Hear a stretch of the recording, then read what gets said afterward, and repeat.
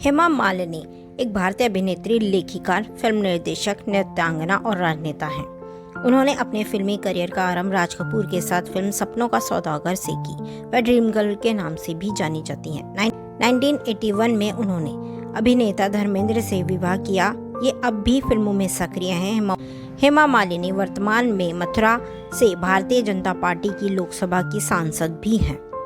हेमा मालिनी बॉलीवुड की उन गिनी चुनी अभिनेत्रियों में शामिल हैं जिनमें सौंदर्य और अभिनय का अनूठा संगम देखने को मिलता है। लगभग 4 दशक के करियर में उन्होंने अब कई सुपरहिट फिल्मों में काम किया, लेकिन करियर के शुरुआती दौर में उन्हें यह दिन भी देखने पड़े थे जब उनकी फिल्में बिल्कुल नहीं चलती थी। जब तक निर्माता निर्देशक ने उन्हें यहाँ तक कह दिया था कि उनमें स्टार अपील नहीं है। हेमा मालिनी ने जब फिल्मी करियर में पैर रखा ही था, तब एक तमिल निर्देशक श्रीधर ने उन्हें अपनी फिल्म में काम देने से कहते हुए इनकार कर दिया था कि उनमें स्टार अपील नहीं है। बाद में 70 के दशक में उसी निर्माता निर्देशक ने उनकी लोकप्रियता को भुनाने के लिए उन्हें लेकर 1973 में गहरी चाल फिल्म बनाई थी। हेमा मालिनी फिल्म इंडस्ट्री में जगह बनाने के लिए 1968 तक संघर्ष करती रहीं, लेकिन उन्हें काम नहीं मिला। वह साल उनके सिने करियर का सुनहरा वर्ष साबित हुआ जब उन्हें सुप्रसिद्ध निर्माता निर्देशक और अभिनेता राज कपूर की फिल्म सपनों का सौदागर में पहली बार नायिका के रूप में काम करने का मौका मिला। फिल्म के प्रचार के दौरान हेमा मालिनी को ड्रीम गर्ल के रूप में प्रचारित किया गया। बदकिस्मती से फिल्म टिकट खिड़की पर असफल साबित हुई, लेकिन अभिनेत्री के रूप में हेमा मालिनी को दर्शकों ने पसंद कर लिया। जया चक्रवर्ती फिल्म निर्माता थी। घर में फिल्मी माहौल होने से हेमा मालिनी का झुकाव भी फिल्मों की ओर रहा। उन्होंने अपनी प्रारंभिक शिक्षा चेन्नई से पूरी की। ईयर 1961 में उन्होंने एक लघु नाटक पांडव वनवासम में बतौर नर्तकी का काम किया था। हेमा मालिनी को पहली सफलता 1970 में प्रदर्शित फिल्म जॉनी मेरा नाम से हासिल हुई। इसमें उनके साथ अभिनेता देवानंद मुख्य भूमिका में थे। फिल्म में हेमा मालिनी और देवानंद की जोड़ी को दर्शकों ने सिर आंखों पर बैठाया और फिल्म सुपरहिट रही। हेमा मालिनी को प्रारंभिक सफलता दिलाने में निर्माता निर्देशक रमेश सिप्पी की फिल्मों का बड़ा योगदान रहा। उन्हें पहला ब्रेक उन्हीं की फिल्म अंदाज 1971 से मिला। इसे महज संयोग कहा जाएगा कि निर्देशक के रूप में रमेश सिप्पी की यह पहली फिल्म थी। इस फिल्म में हेमा मालिनी ने राजेश खन्ना की प्रेयसी की भूमिका निभाई, जो उनकी मौत के बाद नितांत अकेली हो जाती है। अपने इस किरदार को हेमा मालिनी ने इतनी सादगी से निभाया कि सब उनके कायल हो गए।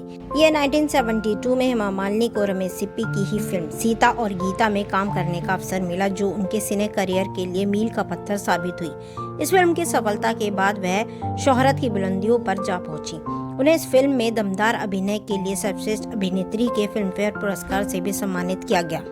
रमेश सिप्पी द्वारा निर्देशित फिल्म सीता और गीता में जुड़वा बहनों की कहानी थी, जिसमें एक बहन ग्रामीण परिवेश में पली बड़ी है और डरी सहमी रहती है, जबकि दूसरी बहन तेज तर्रार युवती है। हेमा मालिनी के लिए यह किरदार काफी चुनौती भरा था, लेकिन उन्होंने अपने सहज अभिनय से न सिर्फ इसे अमर बना दिया, बल्कि भविष्य की पीढ़ी की अभिनेत्रियों के लिए इसे एक उदाहरण के रूप में पेश किया। बाद में इसी से प्रेरित होकर फिल्म चालबाज का निर्माण किया गया, जिसमें दोहरी भूमिका वाली बहनों का किरदार श्रीदेवी ने निभाया।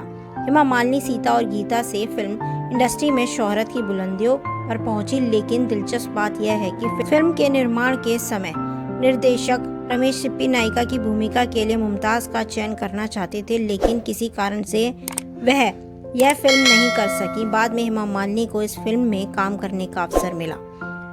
पर्दे पर हेमा मालिनी की जोड़ी धर्मेंद्र के साथ खूब जमी। फिल्म शराफत से चर्चा में आई। 1975 में प्रदर्शित फिल्म शोले में धर्मेंद्र ने वीरू और हेमा मालिनी ने बसंती की भूमिका में दर्शकों पर भरपूर प्रभाव डाला।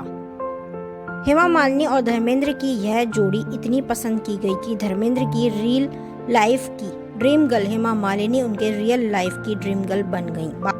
यह 1990 में हेमा मालिनी ने छोटे पर्दे की ओर भी रुख किया और धारावाहिक नुपुर का निर्देशन भी किया। इसके बाद ईयर 1992 में फिल्म अभिनेता शाहरुख खान को लेकर उन्होंने फिल्म दिल आशियाना है का निर्माण भी किया और निर्देशन भी किया।